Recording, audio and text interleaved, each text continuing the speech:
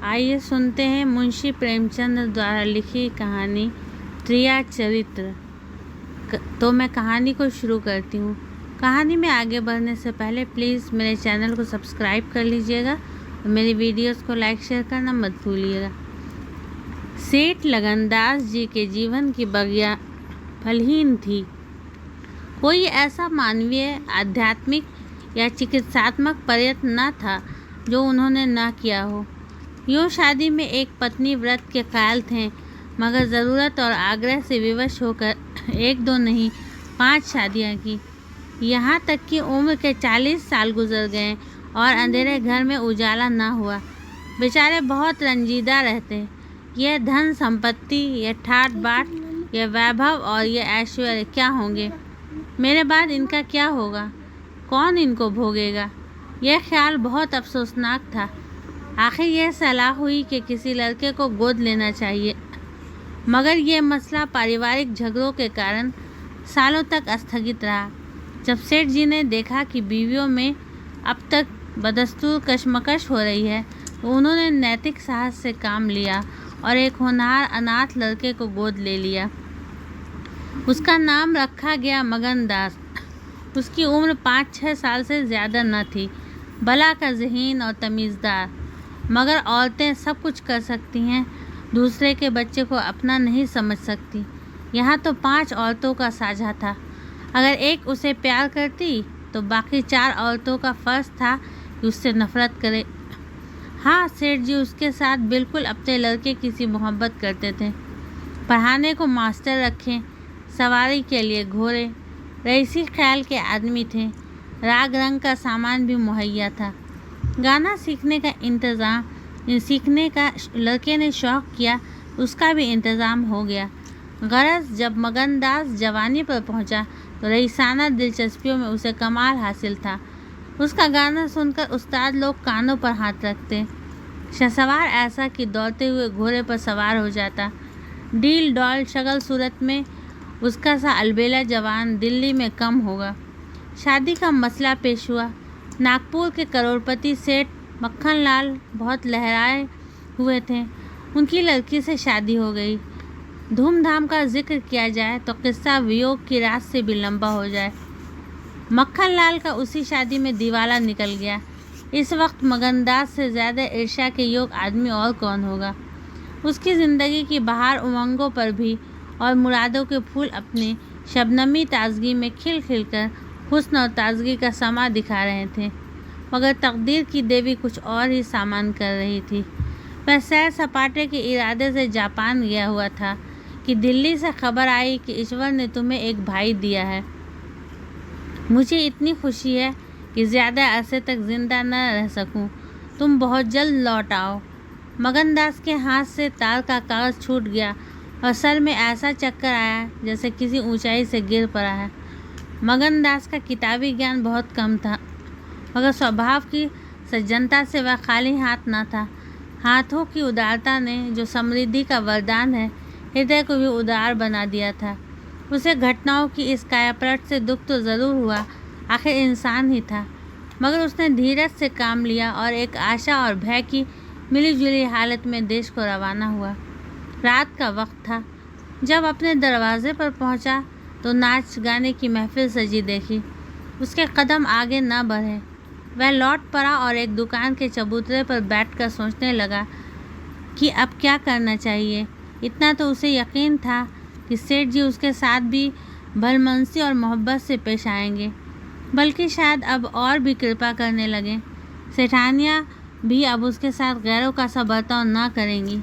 मुमकिन है मंझली बहू, जो इस बच्चे की खुशनसीब माँ थी, उससे दूर दूर रहे। मगर बाकी चारों सेठानियों की तरफ से सेवा सत्कार में कोई शक नहीं था।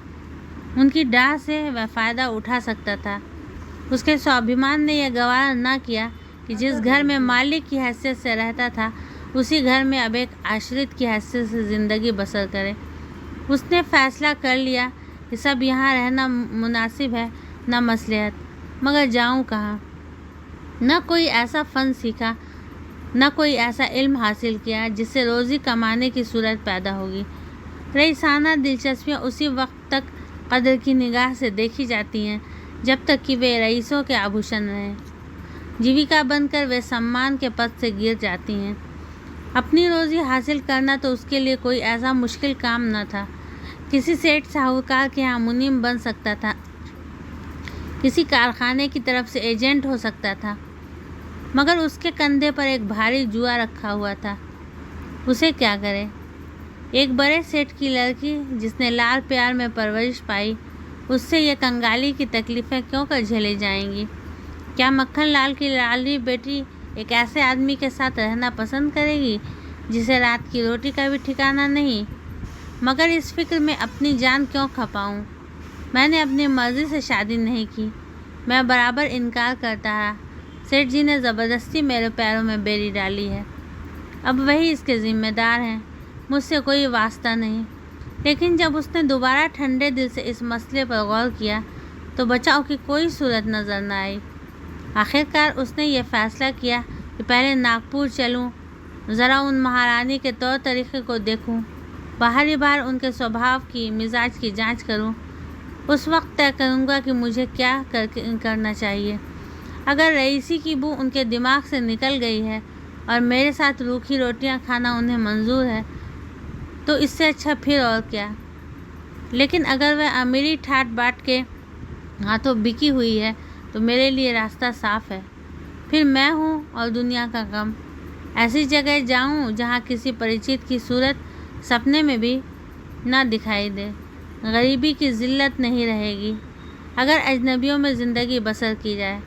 ये जानने पहचानने वालों की कनखियाँ और कनबत्तियाँ हैं जो गरीबी को यंत्रणा बना देती हैं। इस तरह दिल में ज़िंदगी का नक्शा बनाकर मगनदास अपनी मर्दाना हिम्मत के भरोसे पर नागपुर की तरफ चला, उस मल्लाह की तरह जो किश्ती और पाल के बगैर नदी की उमड़ती हुई लहरों में अपने को डाल दे। शाम के वक्त सेठ मक्खन लाल के सुंदर बगीचे में सूरज की पीली किरणें मुरझाए हुए फूलों से गले मिलकर विदा हो रही थी। बाग के बीच में एक पक्का कुआं था और एक मौलसिरी का पेड़। कुएं के मुंह पर अंधेरे की नीली सी नकाब थी, पेड़ के सिर पर रोशनी की सुनहरी चादर। इसी समय एक नौजवान थका मांदा कुएं पर आया और लोटे से पानी भरकर पीने के बाद जगत पर बैठ गया। मालिन ने पूछा, कहाँ जाओगे? मगनदास ने जवाब दिया कि जाना तो था बहुत दूर, मगर यहीं रात हो गई। यहाँ कहीं ठहरने का ठिकाना मिल जाएगा? मालिन, चले जाओ सेठ जी की धर्मशाला में, बड़े आराम की जगह है। मगनदास, धर्मशाला में तो मुझे ठहरने का कभी संयोग नहीं हुआ। कोई हर्ज ना हो तो यहीं पर आ रहा हूँ। यहाँ कोई रात को रहता है? मालिन, भाई मैं यहाँ ठहरने को ना कहूँगी। यह बाई जी की बैठक है। झरोखे में बैठकर सैर क्या करती हैं? कहीं देखभाल लें तो मेरे सिर में एक बार भी न रहे। मगनदास, बाई जी कौन? मालिक, यही सेठ जी की बेटी इंदिरा बाई। मगनदास, ये गजरे उन्हीं के लिए बना रही हो क्या? मालिन, हाँ, और सेठ जी के यहाँ है ही कौन? फूलों के गहने बहुत पसंद करती हैं। मगनदास, शौकीन औरत मालूम होती हैं। मालिन, भाई यही तो बड़े आदमियों की बातें हैं। वे शौक़ ना करें तो हमारा तुम्हारा निबाह कैसे हो? और धन किस लिए? अकेली जान पर 10 लौंडियाँ हैं। सुना करती थी भगवान आदमी का हाल भूत जोतता है। वह अपनी आँखों देखा।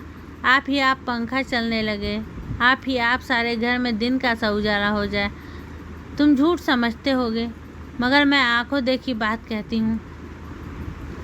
उस गर्व की चेतना के साथ जो किसी नादान आदमी के सामने अपनी जानकारी के बयान करने में होता है। बूढ़ी मालिन अपनी सर्वज्ञता का प्रदर्शन करने लगी। मगनदास ने उकसाया होगा, भाई बड़े आदमी की बातें निराली होती हैं। लक्ष्मी के बस में सब कुछ है, मगर अकेली जान पर 10 लौंडियाँ, समझ में नहीं आता।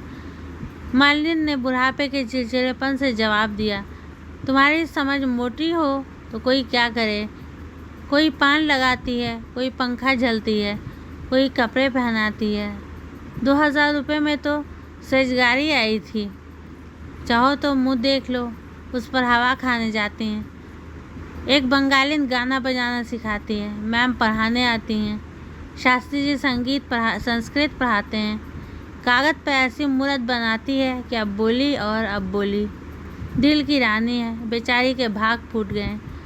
दिल्ली के सेठ लगन दास के गोदले हुए लड़के से ब्याह हुआ था, मगर राम जी की लीला, 70 बरस के मुर्दे को लड़का दिया, कौन पति आएगा।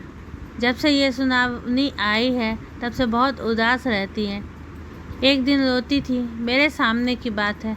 बाप ने देख लिया, समझाने लगे, लड़की को बहुत चाहते हैं। सुनती हूँ दामाद को यहीं बुलाकर रखेंगे। नारायण करे मेरी रानी दूधो नहाए पूतो फले। माली मर गया था, उन्होंने आड़ न ली होती तो घर भर के टुकड़े मांगती। मगनदास ने एक ठंडी सांस ली। बेहतर है अब यहाँ से अपनी इज्जत आबरू लिए हुए चल दो, यह मेरा निबाह न होगा। इंदिरा रईसजादी है, तुम इस काबिल नहीं हो कि उसके शौहर बन सको।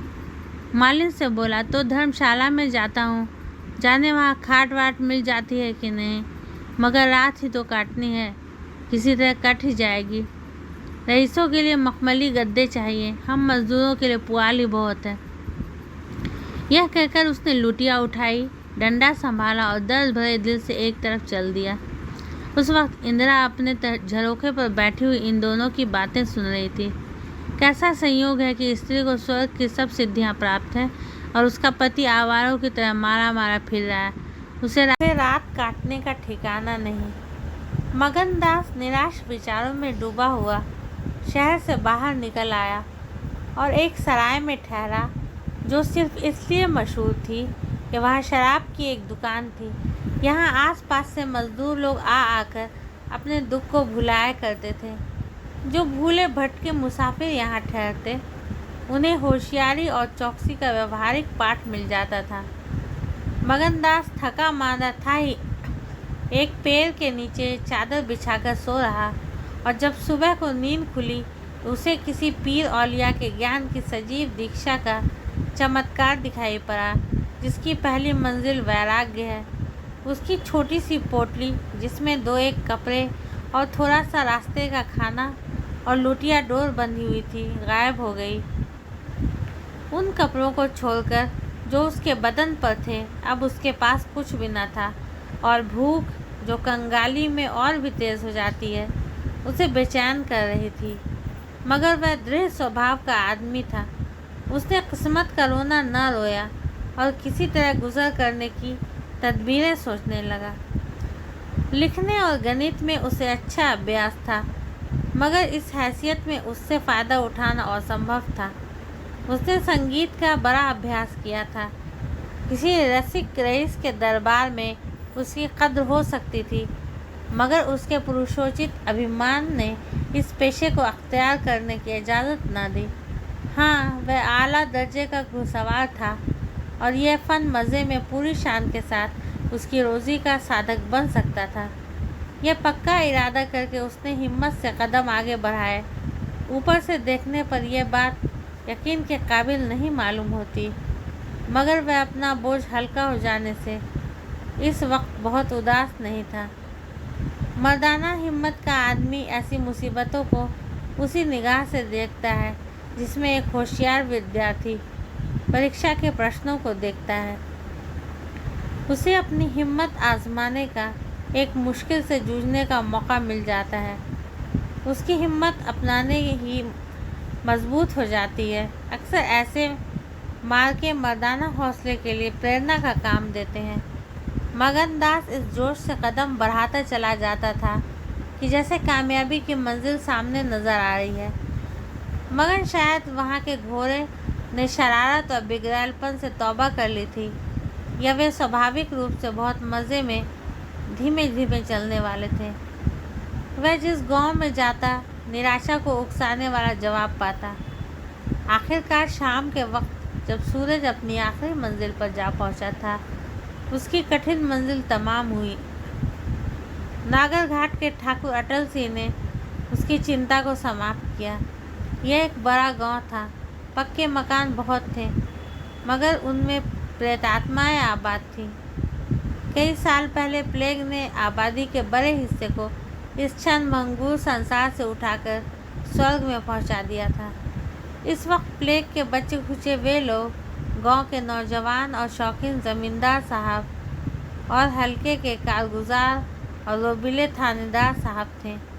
उनकी मिली-जुली कोशिशों से गांव में सतयुग का राज था। धन दौलत को लोग जान का अजाब समझते थे, उसे गुनाह की तरह छुपाते थे। घर घर में रुपए रहते हुए लोग कर्ज ले लेकर खाते और फटेहालों की तरह रहते थे। इसी में निबाह था। काजल की कोठरी थी, सफ़ेद कपड़े पहनना उन पर धब्बा लगाना था। हुकूमत और ज़बरदस्ती का बाजार गर्म था। अहीरों के यहाँ आंजन के लिए भी दूध ना था। थाने में दूध की नदी बहती थी। मवेशी खाने के मुहर्री दूध की कुल्लियाँ करते थे। इसी अंधेर नगरी को मगनदास ने अपना घर बनाया। ठाकुर साहब ने असाधारण उदारता से काम लेकर उसे रहने के लिए एक मकान भी दे दिया, जो केवल बहुत व्यापक अर्थों में मकान कहा जा सकता था। इसी झोपड़ी में वह एक हफ्ते से ज़िंदगी के दिन काट रहा है। उसका चेहरा जर्द है और कपड़े मैले हो रहे हैं, मगर ऐसा मालूम होता है कि अब इस बातों की अनुभूति ही नहीं रही। जिंदा है मगर ज़िंदगी रुखसत हो गई है। हिम्मत और हौसला मुश्किल को आसान कर सकते हैं, आंधी और तूफान से बचा सकते हैं, मगर चेहरे को खिला सकना उसके सामर्थ्य से बाहर है। टूटी हुई नाव पर बैठकर मल्हार गाना हिम्मत का काम नहीं, हिमाकत का काम है। एक रोज़ जब शाम के वक्त वह अंधेरे में खाट पे पड़ा हुआ था, एक औरत उसके दरवाजे पर आकर भीख मांगने लगी। मगनदास का आवाज़ परिचित जान पड़ी। बाहर आकर देखा तो वही चंपा मालिन थी। कपड़े तार तार, मुसीबत की रोती हुई तस्वीर। बोला, मालिन, तुम्हारी ये क्या हालत है? मुझे पहचानती हो? मालिन ने चौंक कर देखा और पहचान गई। रोकर बोली, बेटा अब बताओ मेरा कहाँ ठिकाना लगे? तुमने मेरा बना बनाया घर उजाड़ दिया ना। उस दिन तुमसे बात करती ने मुझे पर यह विपत पड़ी। बाई ने तुम्हें बैठे देख लिया और बातें भी सुनी। सुबह होते ही मुझे बुलाया और बरस पड़ी। नाक कटवा लूँगी, मुंह में कालिक लगवा दूँगी। चुड़ैल कुत्ती, तू मेरी बात किसी गैर आदमी से क्यों चलाए? तू दूसरों से मेरी चर्चा करे? वह कहता है तेरा दामाद था जो तू उससे मेरा दुखड़ा रोती थी। जो कुछ मुंह में आया बकती रही, मुझसे भी ना रहा गया। रानी रूठेंगी, अपना सुहाग लेंगी। बोली, बाई जी मुझसे कसूर हुआ, लीजिए अब जाती हूँ। छींकते नाक कटती है तो मेरा निभा यहाँ न होगा। ईश्वर ने मुँह दिया है तो आहार भी देगा। 4 घर से मांगूंगी तो पेट को हो जाएगा। उस छोकरी ने मुझे खड़े खड़े निकलवा दिया। बताओ मैंने तुमसे उसकी कौन सी शिकायत की थी? उसकी क्या चर्चा की थी? मैं तो उसका बखान कर रही थी, मगर बड़े आदमियों का गुस्सा भी बड़ा होता है। अब बताओ मैं किसकी होकर रहूं? 8 दिन इसी तरह टुकड़े मांगते हो गए हैं। एक भतीजी उन्हीं के यहाँ लौंडियों में नौकर थी, उसी दिन उसे भी निकाल दिया। तुम्हारी बदौलत जो कभी तक किया था वह करना पड़ा, तो मैं कहाँ का दोष लगाऊं? किस्मत में जो लिखा था देखना पड़ा। मगनदास सन्नाटे में आ गया। आह, मिजाज का ये हाल है, ये घमंड, ये शान। मालिन का इत्मीनान दिलाया। उसके पास अगर दौलत होती तो उसे मालामाल कर देता। सेठ मक्खनलाल की बेटी को भी मालूम हो जाता कि रोज़ी की कुंजी उसी के हाथ में नहीं है। बोला, तुम फिक्र ना करो, मेरे घर में आराम से रहो। अकेले मेरा जी भी नहीं लगता। सच कहो तो मुझे तुम्हारी तरह एक औरत की तलाश थी। अच्छा हुआ तुम आ गई। माली ने आंचल फैलाकर असीम आशीर्वाद दिया। बेटा तुम जुग जुग जियो, बड़ी उम्र हो। यहाँ कोई घर मिले तो मुझे दिलवा दो। मैं यहाँ रहूँगी तो मेरी भतीजी कहाँ जाएगी? वह बेचारी शहर के किसके आसरे रहेगी? मगनलाल के खून में जोश आया। उसके स्वाभिमान को चोट लगी। उन पर यह आफत मेरी लाई हुई है। उनकी इस आवारगर्दी का जिम्मेदार मैं हूँ। बोला, कोई हर्ज ना हो तो उसे भी यहीं ले आओ। मैं दिन को यहाँ बहुत कम रहता हूँ, रात को बाहर चारपाई डालकर पड़ रहा करूँगा।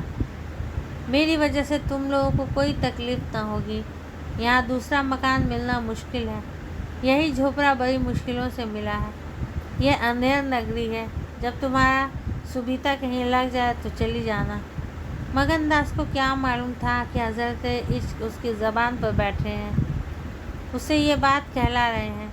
क्या ये ठीक है कि इश्क पहले माशूक के दिल में पैदा होता है? नागपुर के इस गांव से 20 मील की दूरी पर था चंपा। उसी दिन चली गई और तीसरे दिन रंभा के साथ लौट आई। यह उसकी भतीजी का नाम था। उसके आने से झोपड़े में जान सिपल गई। मगनदास के दिमाग में मालिन की लड़की की जो तस्वीर थी, उसका रंभा से कोई मेल न था। वह सौंदर्य नाम की चीज़ का अनुभवी जौहरी था, मगर ऐसी सूरत जिस पर जवानी की ऐसी मस्ती और दिल का चैन छीन लेने वाला ऐसा आकर्षण हो, उसने पहले कभी नहीं देखा था। उसकी जवानी का चांद अपनी सुनहरी और गंभीर शान के साथ दमक रहा था। सुबह का वक्त था। मगनदास दरवाजे पर पड़ा ठंडी ठंडी हवा का मज़ा उठा रहा था। रंभा सिर पर घड़ा रखे पानी भरने को निकली। मगनदास ने उसे देखा और एक लंबी सांस खींचकर उठ बैठा। चेहरा मोहरा बहुत ही मोहक, ताज़े फूल की तरह खिला हुआ चेहरा, आंखों में गंभीर सरलता। मगनदास को उसने भी देखा। चेहरे पर लाज की लाली दौड़ गई। प्रेम ने पहला वार किया। मगनदास सोचने लगा, क्या तकदीर यहाँ कोई और गुल खिलाने वाली है? क्या दिल मुझे यहाँ भी चैन न लेने देगा? रंभा, तू यहाँ नाहक आई, नाहक एक गरीब का खून तेरे सर पर होगा। मैं तो अब तेरे हाथों बिक चुका, मगर क्या तू भी मेरी हो सकती है? लेकिन नहीं, इतनी जल्दबाजी ठीक नहीं। दिल का सौदा सोच समझ कर करना चाहिए। तुमको अभी जब्त करना होगा। रंभा सुंदरी है, मगर झूठे मोती की आब और ताब उसे सच्चा नहीं बना सकती। तुम्हें क्या खबर कि उस भोली लड़की के कान प्रेम के शब्द से परिचित नहीं हो चुके हैं? कौन कह सकता है कि उसके सौंदर्य की वाटिका पर किसी फूल चुनने वाले के हाथ नहीं पड़ चुके हैं? अगर कुछ दिनों की दिलबस्तगी के लिए कुछ चाहिए तो तुम आज़ाद हो, मगर यह नाजुक मामला है, ज़रा संभल के कदम रखना। पेशेवर ज़ातों में दिखाई पड़ने वाला सौंदर्य अक्सर नैतिक बंधनों से मुक्त होता है। 3 महीने गुजर गए। मगनदास रंभा को जो जो बारीक से बारीक निगाहों से देखता, त्यों त्यों उस पर प्रेम का रंग गाढ़ा होता जाता था। वह रोज़ उसे कुएं के पानी निकालते देखता। वह रोज़ घर में झाड़ू देती, रोज़ खाना पकाती। आह, मगनदास को उन ज्वार की रोटियों में जो मज़ा आता था, वह अच्छे से अच्छे व्यंजनों में भी न आया था। उसे अपनी कोठरी हमेशा साफ सुथरी मिलती। न जाने कौन उसका बिस्तर बिछा देता। क्या ये रंभा की कृपा थी? उसकी निगाहें शर्मीली थीं। उसने उसे कभी अपनी तरफ चंचल आंखों से ताकते नहीं देखा। आवाज़ कैसी मीठी! उसकी हंसी की आवाज़ कभी उसके कान में नहीं आई। अगर मगनदास उसके प्रेम में मतवाला हो रहा था तो कोई ताज्जुब की बात नहीं थी। उसकी भूखी निगाहें बेचैनी और लालसा में डूबी हुई हमेशा रंभा को ढूंढा करती। वह जब किसी गांव को जाता तो मीलों तक उसकी ज़िद्दी और बेताब आंखें मुड़ मुड़ कर झोपड़े के दरवाजे की तरफ आती। उसकी ख्याति आसपास फैल गई थी, मगर उसके स्वभाव की सरलता और उदार हृदयता से अक्सर लोग अनुचित लाभ उठाते थे। इंसाफ पसंद लोग तो स्वागत सत्कार से काम निकाल लेते, और जो लोग ज़्यादा समझदार थे वे लगातार तकाज़ों का इंतज़ार करते। चूँकि मगनदास इस फन को बिल्कुल नहीं जानता था, बावजूद दिन रात की दौड़ धूप के गरीबी से उसका गला न छूटता। जब वह रंभा को चक्की पीसते हुए देखता तो गेहूं के साथ उसका दिल भी पिस जाता था। वह कुएं से पानी निकालती तो उसका कलेजा निकल आता। जब वह पड़ोस की औरतों के कपड़े सीती तो कपड़े के साथ मगनदास का दिल छिद जाता, मगर कुछ बस न था न काबू। मगनदास की हृदय भेदी दृष्टि को इसमें तो कोई संदेह नहीं था कि उसके प्रेम का आकर्षण बिल्कुल बेअसर नहीं है, वरना रंभा की उन वफा से भरी हुई खातिरदारियों की तुक वह कैसे बिठाता।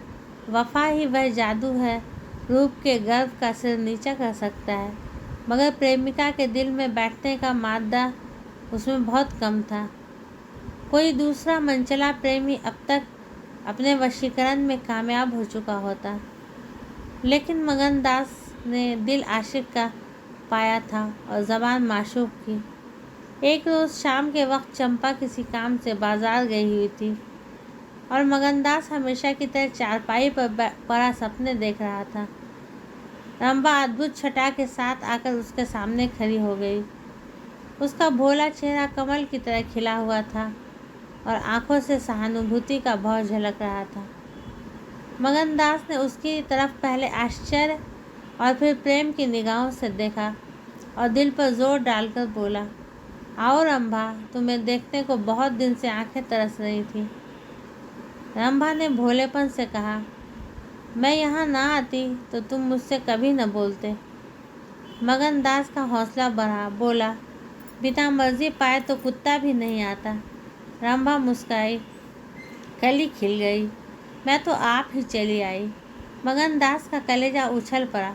उसने हिम्मत करके रंभा का हाथ पकड़ लिया और भावावेश से कांपती हुई आवाज़ में बोला, नहीं रंभा, ऐसा नहीं है, यह मेरी महीनों की तपस्या का फल है।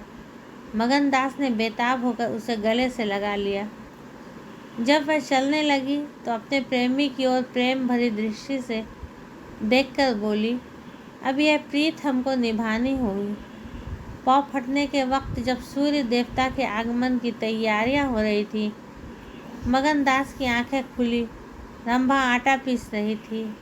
उस शांतिपूर्ण सन्नाटे में चक्की की घुमर घुमर बहुत सुहानी मालूम होती थी और वह उसके सुर से सुर मिलाकर अपने प्यारे ढंग से गा रही थी। झुलनिया मोरी पानी में गिरी, मैं जानू पिया मौको मने हैं, उल्टी मनावन मोको परी, झुलनिया मोरी पानी में गिरी। साल भर गुजर गया। मगनदास की मोहब्बत और रंभा के सलीके न मिलकर उस वीरान झोपड़े को कुंज बाग बना दिया। अब वहाँ गायें थीं, फूलों की क्यारियाँ थीं और कई देहाती ढंग के मोहे थे। सुख सुविधा की अनेक चीज़ें दिखाई पड़ती थीं। एक रोज़ सुबह के वक्त मगनदास कहीं जाने के लिए तैयार हो रहा था कि एक संभ्रांत व्यक्ति अंग्रेज़ी पोशाक पहने उसे ढूंढता हुआ आ पहुंचा और उसे देखते ही दौड़कर गले से लिपट गया। मगनदास और वह दोनों एक साथ पढ़ा करते थे। अब वह वकील हो गया था। मगनदास ने भी अब पहचाना और कुछ झेपता और कुछ झिझकता उससे गले लिपट गया। बड़ी देर तक दोनों दोस्त बातें करते रहे। बातें क्या थी, घटनाओं और संयोगों की एक लंबी कहानी थी। कई महीने हुए सेठ लगन का छोटा बच्चा चेचक की नज़र हो गया। सेठ जी ने दुख के मारे आत्महत्या कर ली और अब मगनदास सारी जायदाद, कोठी, इलाके और मकानों का एक छत्र स्वामी था। सेठानियों में आपसी झगड़े हो रहे थे। कर्मचारियों ने गबन को अपना ढंग बना रखा था। बड़ी सेठानी उसे बुलाने के लिए खुद आने को तैयार थी, मगर वकील साहब ने उन्हें रोका था। तब मगनदास न मुस्कुराकर पूछा, तुम्हें क्यों कर मालूम हुआ कि मैं यहाँ हूँ? तो वकील साहब ने फरमाया, महीने भर से तुम्हारी टोह में हूँ। सेठ मक्खन लाल ने अता पता बतलाया। तुम दिल्ली पहुँचे और मैंने अपना महीने भर का बिल पेश किया। रंभा अधीर हो रही थी कि यह कौन है और इसमें क्या बातें हो रही हैं। 10 बजते बजते वकील साहब मगनदास से एक हफ्ते के अंदर आने का वादा लेकर विदा हुए। उसी वक्त रंभा आ पहुंची और पूछने लगी, ये कौन थे? इनका तुमसे क्या काम था? मगनदास ने जवाब दिया, यमराज का दूत। रंभा, क्या अशगुन बकते हो? मगन, नहीं नहीं रंभा, यह अशगुन नहीं है, यह सचमुच मेरी मौत का दूत था, मेरी खुशियों के बाग को रौंदने वाला, मेरी हरी भरी खेती को उजाड़ने वाला। रंभा, मैंने तुम्हारे साथ दगा की है, मैंने तुम्हें अपने फरेब के जाल में फंसाया है, मुझे माफ़ करो। मोहब्बत ने मुझसे ये सब करवाया। मैं मगन सिंह ठाकुर नहीं हूँ, मैं सेठ लगन दास का बेटा और सेठ मक्खन लाल का दामाद हूँ। मगन दास को डर था कि रंभा ये सुनते ही चौंक पड़ेगी और शायद उसे जालिम, दगाबाज कहने लगे, मगर उसका ख्याल गलत निकला। रंभा ने आंखों में आंसू भरकर सिर्फ इतना कहा, तो क्या तुम मुझे छोड़कर चले जाओगे? मगन दास ने उसे गले लगाकर कहा, हाँ। रंभा क्यों? मगन इसलिए कि इंदिरा बहुत होशियार, सुंदर और धनी है। रंभा मैं तुम्हें न छोड़ूंगी। कभी इंदिरा की लौंडी थी, अब उनकी मौत बनूंगी। तुम जितनी मेरी मोहब्बत करोगे उतनी इंदिरा की तो ना करोगे, क्यों? मगनदास इस भोलेपन पर मतवाला हो गया, मुस्कुराकर बोला, अब इंदिरा तुम्हारी लौंडी बनेगी, मगर सुनता हूँ वह बहुत सुंदर है, कहीं मैं उसकी सूरत पर लुभा ना जाऊँ।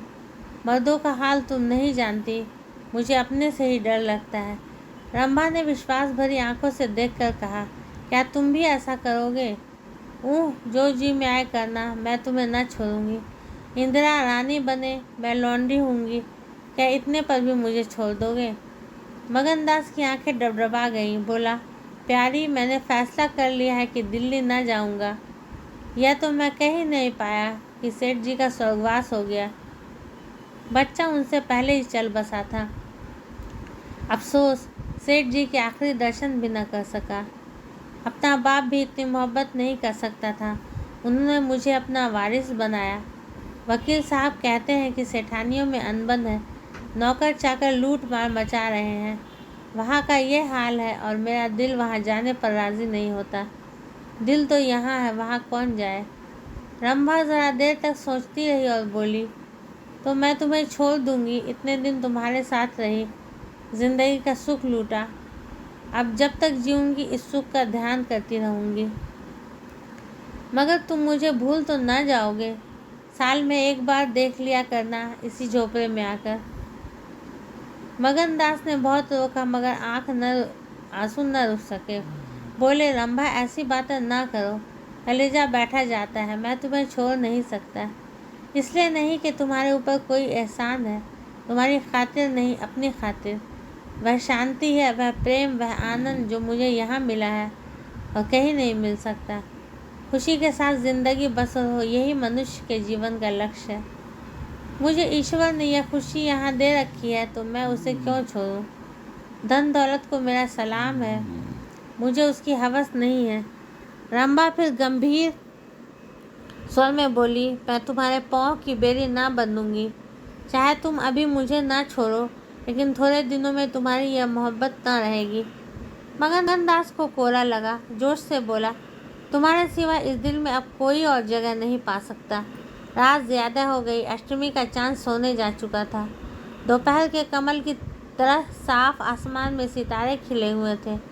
किसी खेत के रखवाले की बांसुरी की आवाज़, जिसे दूरी ने तासीर, सन्नाटे, नसुरीलापन और अंधेरे में आत्मिकता का आकर्षण दे दिया था, कानों में आ जा रही थी कि जैसे कोई पवित्र आत्मा नदी के किनारे बैठी हुई पानी की लहरों से या दूसरे किनारे के खामोश और अपनी तरफ खींचने वाले पैरों से अपनी ज़िंदगी के गम की कहानी सुना रही हो। मगनदास सो गया, मगर रंभा की आंखों में नींद न आई। सुबह हुई तो मगनदास उठा और रंभा को पुकारने लगा, मगर रंभा रात ही को अपनी चाची के साथ वहाँ से कहीं चली गई थी। मगनदास को उस मकान के दर दीवार पर एक मनहूसियत सी छाई हुई मालूम हुई कि जैसे घर की जान निकल गई हो। वह घबराकर उस कोठरी में गया जहाँ रंभा रोज चक्की पीसती थी, मगर अफसोस, आज चक्की एकदम निश्चल थी। फिर वह कुएं की तरफ दौड़ा गया, लेकिन ऐसा मालूम हुआ कि कुएं ने उसे निगल जाने के लिए अपना मुंह खोल दिया है। तब वह बच्चों की तरह चीख उठा। वह रोता हुआ फिर उसी झोपड़ी पे आया जहाँ कल रात तक प्रेम का वास था, मगर उस वक्त वह शोक का घर बनी हुई थी। अब जब जरा आंसू थमे तो उसने घर में चारों तरफ निगाह दौड़ाई। रंभा की सारी अरगनी पर पड़ी हुई थी।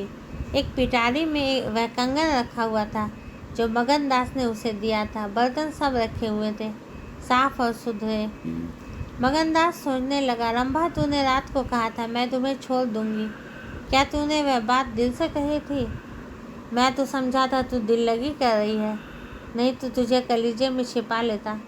मैं तो तेरे लिए सब कुछ छोड़े बैठा था, तेरा प्रेम मेरे लिए सब कुछ था। मैं यूँ बेचैन हूँ, क्या तू बेचैन नहीं है? हाय, तू रो रही है, मुझे यकीन है कि तू अब भी लौट आएगी। कि सजीव कल्पनाओं का एक झमकट उसके सामने आया। वे नाजुक अदाएं, वे मतवाली आंखें, वो भोली भोली बातें, वे अपने को भूली हुई सी मेहरबानियाँ, वह जीवनदायी मुस्कान, वे आशिकों जैसी दिलजोइयाँ, वह प्रेम का नशा, वह हमेशा खिला रहने वाला चेहरा, वह लचक लचक कर कुएं से पानी लाना, वह इंतज़ार की सूरत, वह मस्ती से भरी हुई बेचैनी, ये सब तस्वीरें उसकी निगाहों के सामने हसरतनाक बेताबी के साथ फिरने लगी। मगनदास ने एक ठंडी सांस ली और आंसुओं और दर्द की उमड़ती हुई नदी को मर्दाना जब्त से रोककर उठ खड़ा हुआ।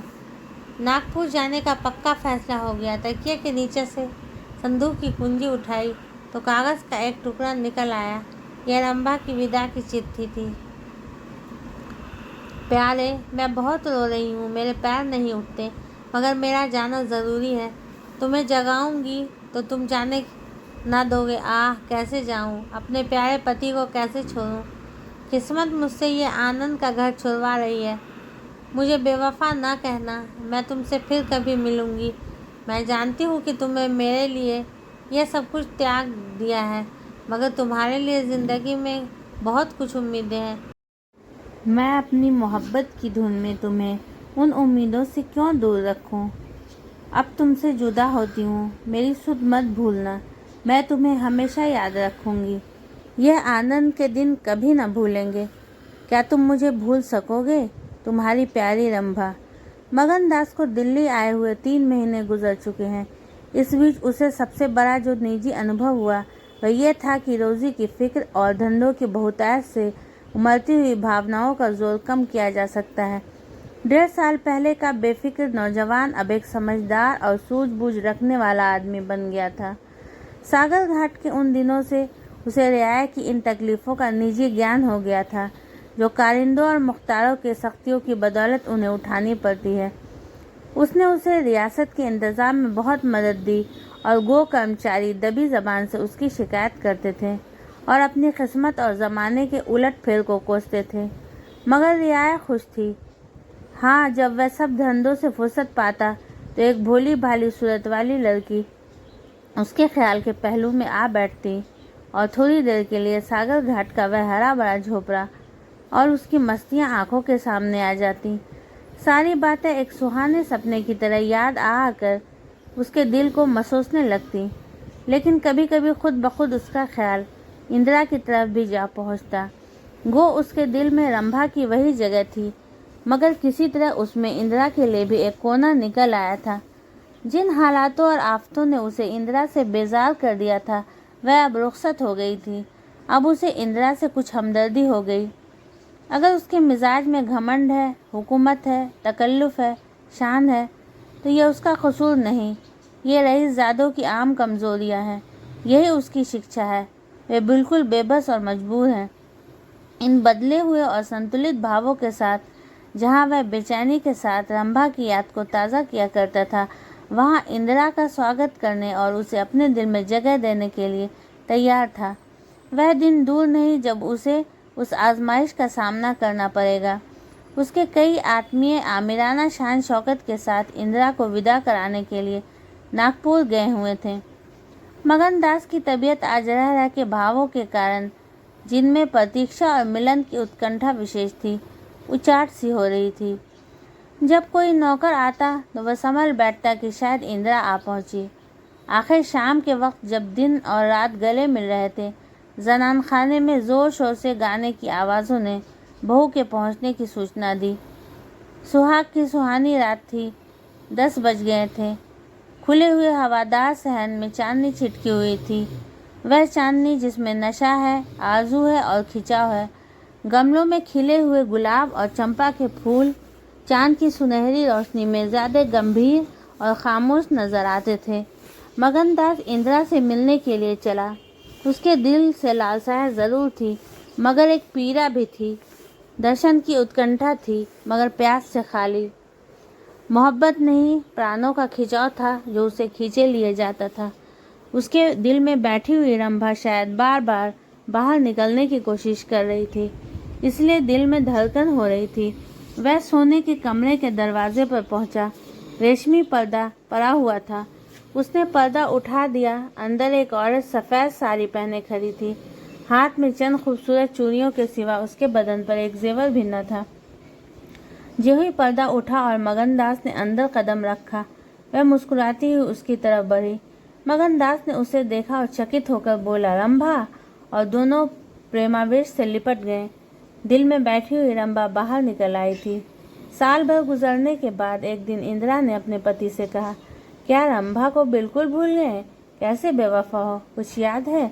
उसने चलते वक्त तुमसे क्या विनती की थी? मगनदास ने कहा, खूब याद है, वह आवाज़ भी कानों में गूंज रही है। मैं रंभा को भोली भाली लड़की समझता था, ये नहीं जानता था कि यह त्रिया चरित्र का जादू है। मैं अपनी रंभा को अब भी इंदिरा से ज़्यादा प्यार करता हूँ। तुम्हें डाह तो नहीं होती? इंदिरा ने हंसकर जवाब दिया, डाह क्यों हो? तुम्हारी रंभा है तो क्या मेरा मगन सी नहीं है? मैं अब भी उस पर मरती हूँ। दूसरे दिन दोनों दिल्ली से एक राष्ट्रीय समारोह में शरीक होने का बहाना करके रवाना हो गए और सागर घाट पर पहुँचे। वह झोपड़ा, वह मोहब्बत का मंदिर, वह प्रेम भवन फूलों और हरियाली से लहरा रहा था। चंपा मालिन उन्हें वहां मिली। गांव के जमींदार उनसे मिलने के लिए आए। कई दिन तक फिर मगन सिंह को घोड़े निकालने पड़े। रंभा कुएं से पानी लाती, खाना बनाती, फिर चक्की पीसती और गाती। गांव की औरतें फिर उससे अपने कुर्ते और बच्चों की लेसदार टोपियाँ सिलवाती हैं। हाँ, इतना ज़रूर कहती हैं कि उसका रंग कैसा निखर आया है, हाथ पाँव कैसे मुलायम पड़ गए हैं। किसी बड़े घर की रानी मालूम होती है, मगर स्वभाव वही है, वही मीठी बोली, वही मुरव्वत, वही हंसमुख चेहरा। इस तरह एक हफ्ता इस सरल और पवित्र जीवन का आनंद उठाने के बाद दोनों दिल्ली वापस आए और अब 10 साल गुजरने पर भी साल में एक बार उस झोपड़े के नसीब जागते हैं। वह मोहब्बत की दीवार अभी तक उन दोनों प्रेमियों को अपनी छाया में आराम देने के लिए खड़ी है।